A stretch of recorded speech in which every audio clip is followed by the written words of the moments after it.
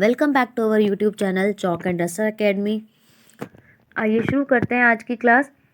आज का हमारा पहला सवाल है, पहचान विकास संबंधित है, तो इसका सही जवाब होगा ऑप्शन नंबर 1, एरिक्सन के सिद्धांत से। अगला प्रश्न, रीमा पाती है कि उसकी कक्षा के अधिकांश बच्चों ने वर्णमाला सीख ली है, केवल 1 या 2 बच्चों को छोड़कर वह निश्चित रूप से अनुमान लगा सकती है कि वे बच्चे हैं, तो इसका सही जवाब होगा ऑप्शन नंबर 2, अभी परिपक्व नहीं है। अगला प्रश्न, निम्नलिखित कारकों में से भाषाई विकास सार्थक रूप से प्रभावित होता है, तो इसका सही जवाब होगा ऑप्शन नंबर 3, वयस्कों से अंत्यक्रिया के द्वारा। अगला प्रश्न, समीपस्थ विकास का क्षेत्र संबंधित है, तो इसका सही जवाब होगा ऑप्शन नंबर 4, बाह्य सहयोग से प्राप्त किया जा सकने वाला विकासात्मक स्तर।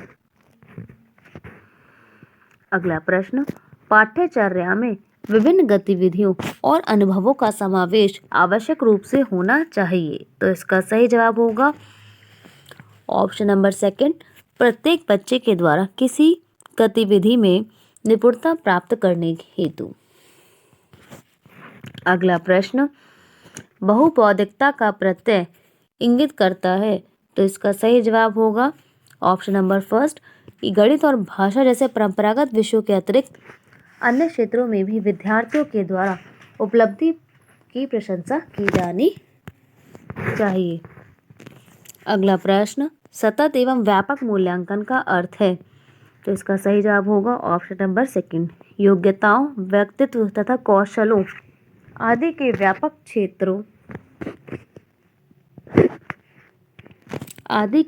क्षेत्र में अधिगम को अभिलेखित करने के लिए आकलन। हमारा अगला प्रश्न है, बच्चों की दूरगामी उपलब्धि में वृद्धि करने का सबसे सुनिश्चित तरीका है, तो इसका सही जवाब होगा ऑप्शन नंबर 3, कि वयस्कों द्वारा संवेगात्मक सहयोग।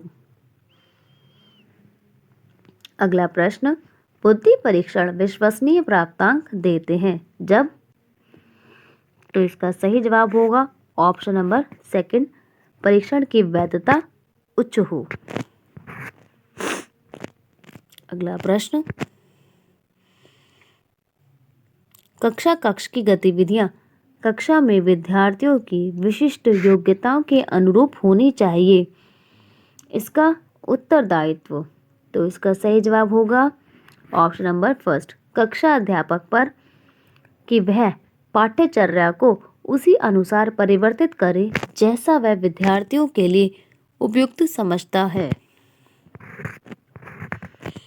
अगला प्रश्न, भिन्न भिन्न पृष्ठभूमि के बच्चों के मध्य अधिगम को प्रोत्साहित करना संभव है जब विभिन्न अधिगमकर्ताओं की आवश्यकताओं को पाठ्यचर्या संबंधी अनुभवों के साथ सम्मिलित करके। अगला प्रश्न, विभिन्न आकलन प्रणालियों का प्रयोग अध्यापक के लिए सहायक है, इसका सही जवाब होगा ऑप्शन नंबर 4, विभिन्न पृष्ठभूमियों के अधिगमकर्ताओं की विशिष्ट कमजोरियों की पहचान करने में। अगला प्रश्न, सही कथन का चयन कीजिए, तो इसका सही जवाब होगा ऑप्शन नंबर 2, अध्यापक को दिव्यांग विद्यार्थियों के साथ सहानुभूति नहीं रखनी चाहिए, किंतु योग्यताओं और उनके स्तर के अनुरूप विशिष्ट अधिगम अपेक्षाओं को दृढ़तापूर्वक संचालित करना चाहिए।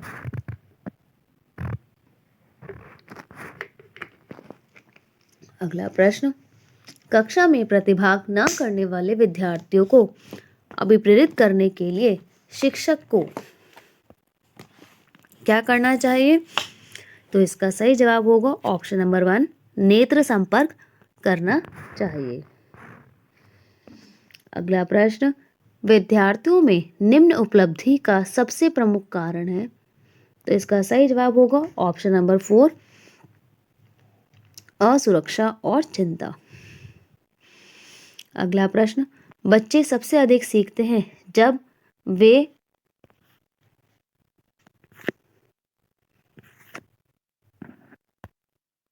जब वे, तो इसका सही जवाब होगा ऑप्शन नंबर 4, किसी वयस्क के द्वारा समर्थित छोटे समूह में सीखते हैं। अगला प्रश्न, विद्यालय बच्चों में निम्न अभिप्रेरणा इनके कारण होती है।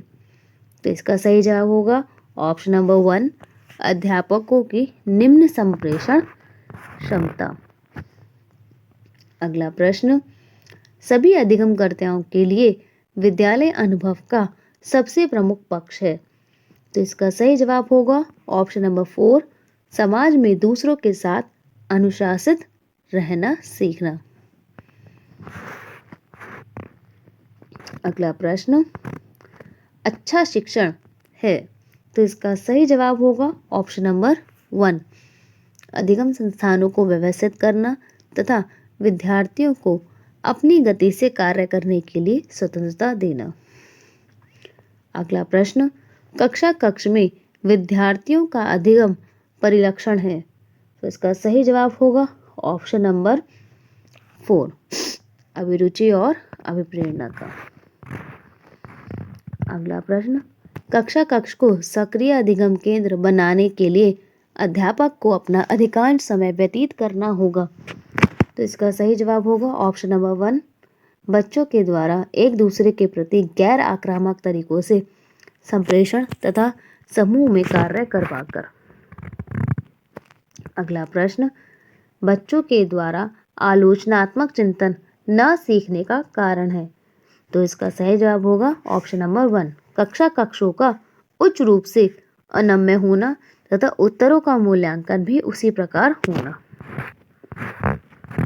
अगला प्रश्न, नीचे लिखी समस्याओं में से किसका अध्ययन व्यक्ति अध्ययन पद्धति के द्वारा कर सकते हैं। तो इसका सही जवाब होगा ऑप्शन नंबर 3, कि एक छात्र रोज कक्षा में सोता है।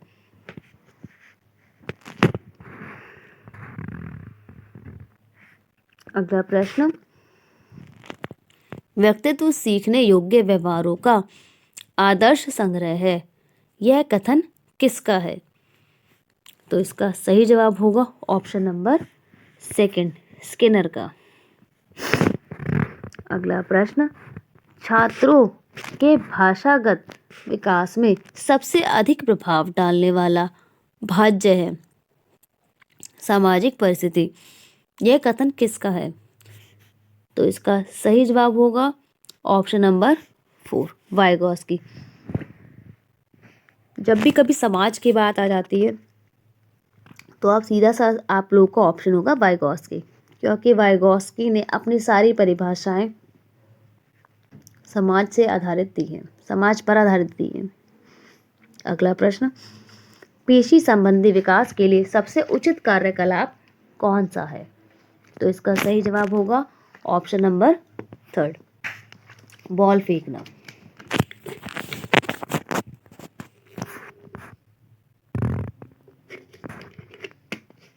अगला प्रश्न, बैंकिंग शिक्षा का पिता कौन है। तो इसका सही जवाब होगा ऑप्शन नंबर 1, फ्रेयर। अगला प्रश्न, उदाहरण के द्वारा सामान्यीकरण तक पहुंचने वाली विधि है। तो इसका सही जवाब होगा ऑप्शन नंबर 2, आगमन। अगला प्रश्न, मूल रूप से अध्यापक के व्यावसायिक चरित्र का उल्लेख है। तो इसका सही जवाब होगा ऑप्शन नंबर 3, व्यावसायिक नीति शास्त्र। अगला प्रश्न, एक आदर्श अध्यापक को एकाग्रचित होना चाहिए। तो इसका सही जवाब होगा ऑप्शन नंबर 4, उपयुक्त सभी।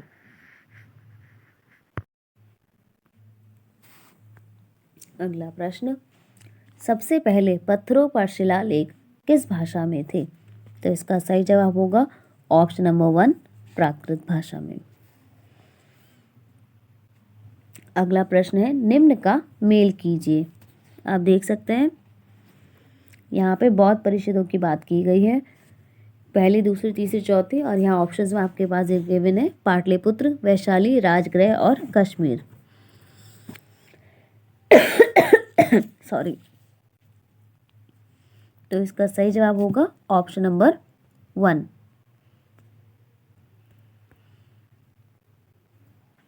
3214 यानी प्रथम बौद्ध संगीति हुई थी आपकी राजगृह में, उसके बाद अगली हुई थी आपकी वैशाली में, उसके बाद अगली हुई थी आपकी पाटलिपुत्र, और आपकी चौथी हुई थी कश्मीर में। हमारा अगला प्रश्न है,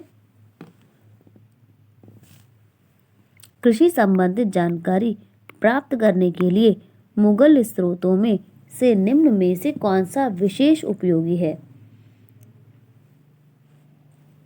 तो इसका सही जवाब होगा ऑप्शन नंबर 2 आईने अकबरी।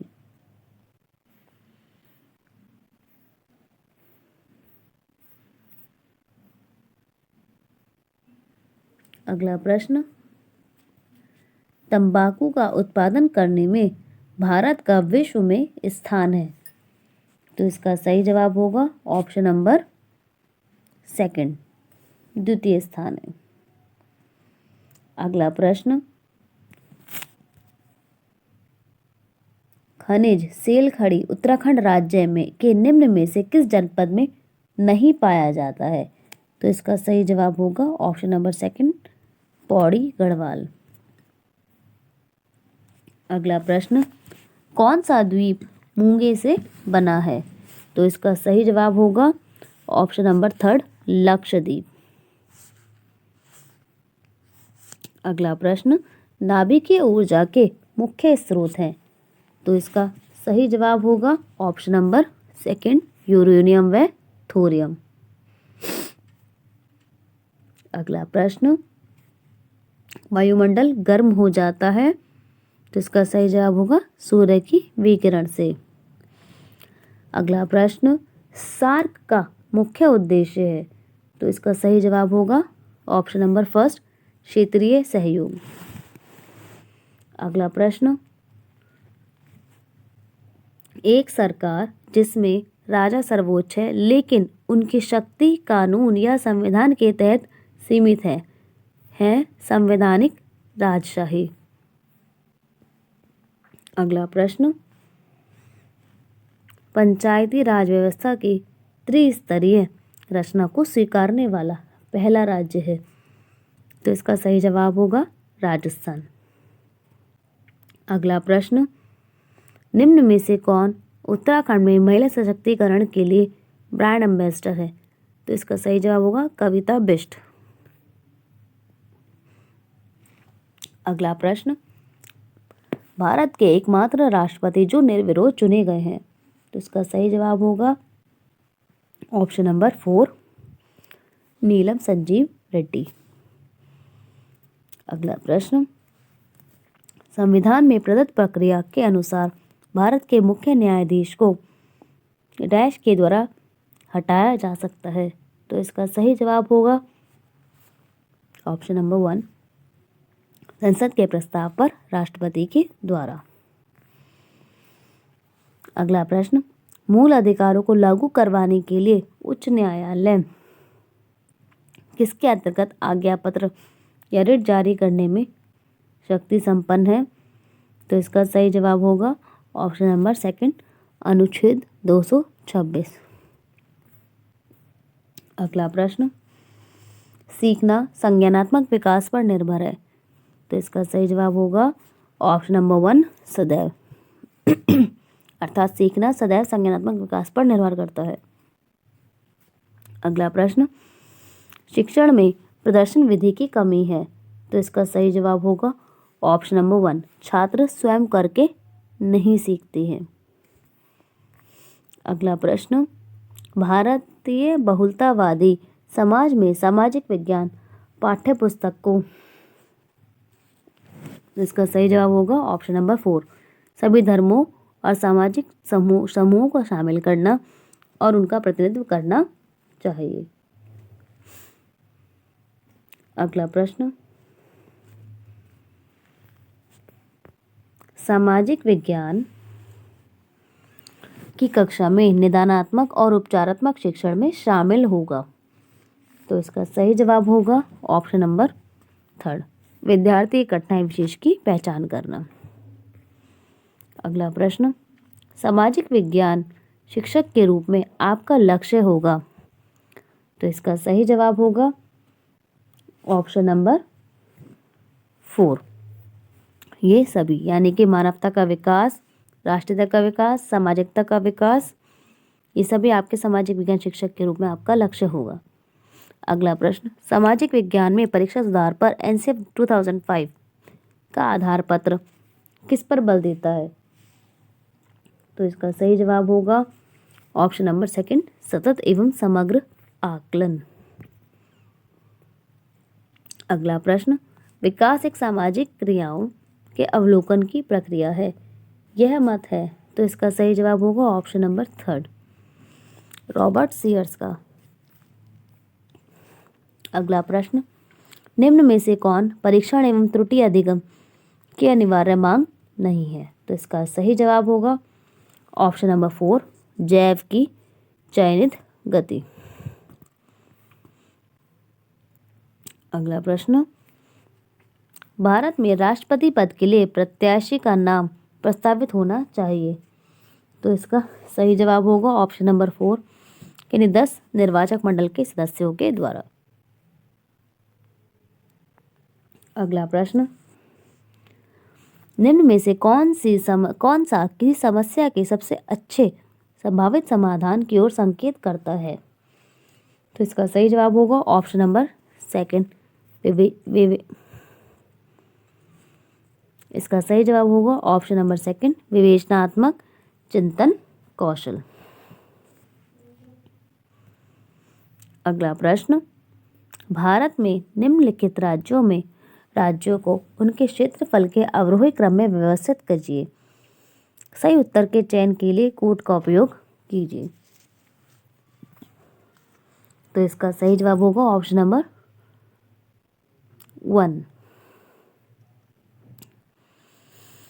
यानी उत्तर प्रदेश, पश्चिम बंगाल, उत्तराखंड और गोवा।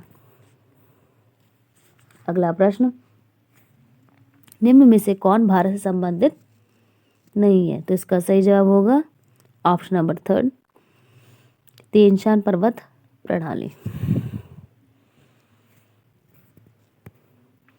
अगला प्रश्न, मानचित्र बनाना किस उद्देश्य की पूर्ति करना है। तो इसका सही जवाब होगा ऑप्शन नंबर 3, कौशल की। अगला प्रश्न, निम्न महासागरों को उनके क्षेत्रफल के अवरोही क्रम में व्यवस्थित कीजिए। सही उत्तर का चयन कीजिए और दी गए कूट का उपयोग कीजिए। तो इसका सही जवाब होगा ऑप्शन नंबर 1,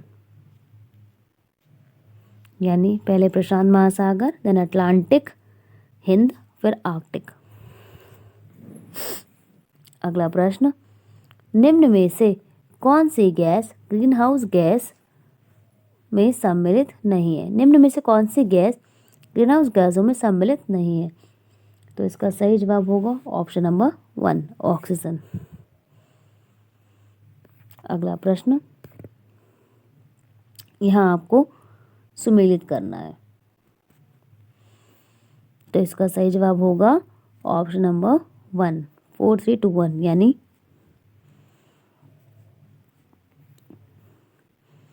नीतितरा, चमोली, दारमा, पिथौरागढ़, डौडी, उत्तरकाशी और देवरिया ताल, रुद्रप्रयाग।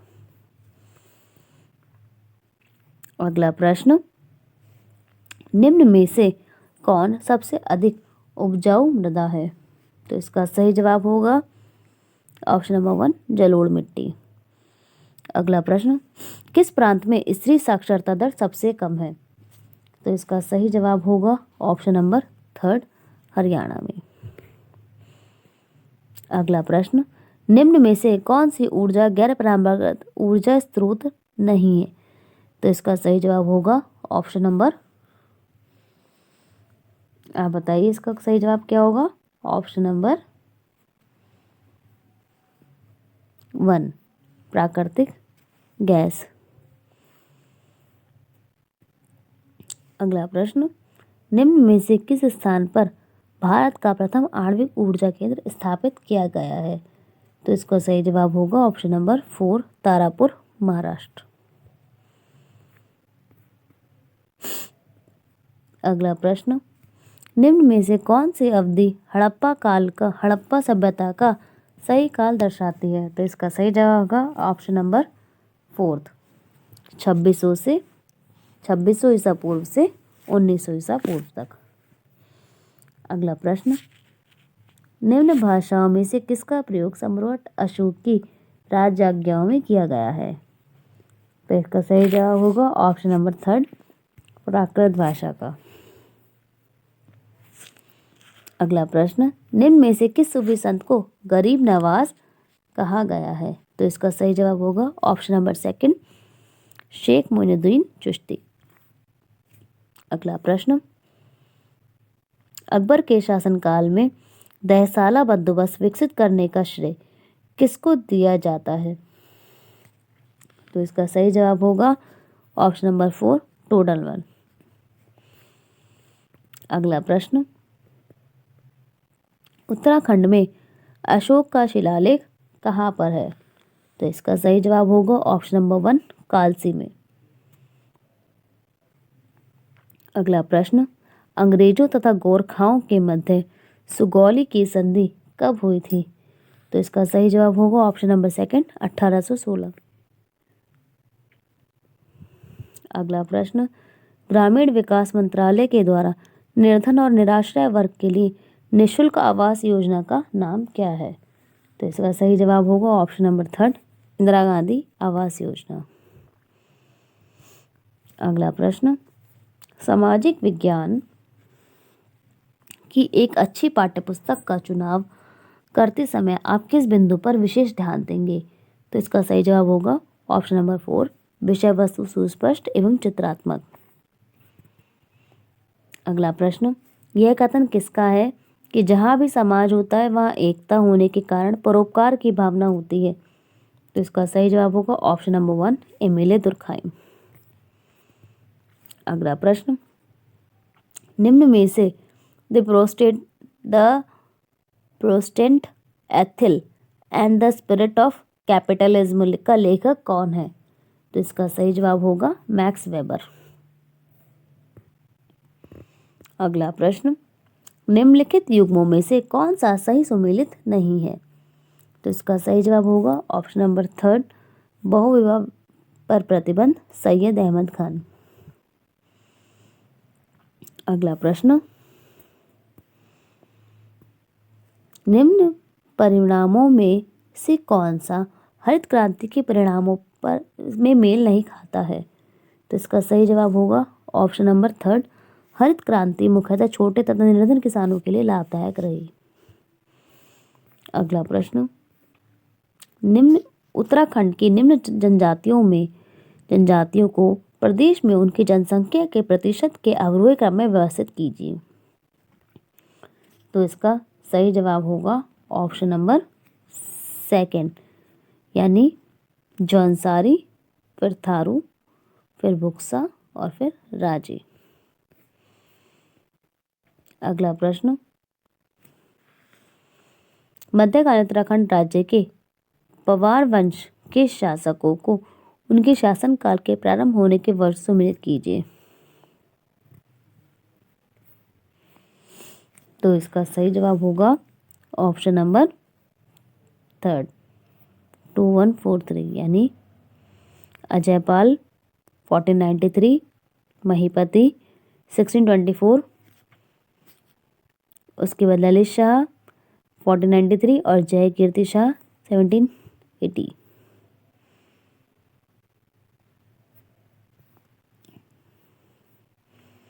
अगला प्रश्न,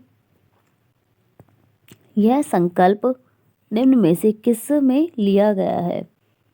अल्पसंख्यक, पिछड़े तथा आदिवासी क्षेत्र, दलित एवं पिछड़े वर्ग को पर्याप्त संरक्षण प्रदान किया जाएगा। तो इसका सही जवाब होगा ऑप्शन नंबर 4 भारतीय संविधान के उद्देश्य विषयक संकल्प के मुख्य बिंदु से। अगला प्रश्न, उस राजनेता को पृथक कीजिए जो कि गुट निरपेक्ष आंदोलन से संबंध नहीं था। तो इसका सही जवाब होगा ऑप्शन नंबर 3 निकिता क्रुश्चेव। अगला प्रश्न 1776 की स्वतंत्रता की घोषणा का प्रमुख लेखक कौन है? तो इसका सही जवाब होगा ऑप्शन नंबर 4 थॉमस जेफरसन। अगला प्रश्न निम्न में से कौन सा देश नाटो का सदस्य नहीं है? तो इसका सही जवाब होगा ऑप्शन नंबर 3 क्यूबा। अगला प्रश्न मध्यकालीन उत्तराखंड की राजशाही के द्वारा किए जाने वाले कर कटक का संबंध है। तो इसका सही जवाब होगा ऑप्शन नंबर 3 सेना के लिए लिया जाने वाला कर। अगला प्रश्न उत्तराखंड में एपड़ का संबंध है। इसका सही जवाब होगा ऑप्शन नंबर 4 लोक चित्रकला से। आज की अपनी क्लास हम यही समाप्त करते हैं। Thanks for watching.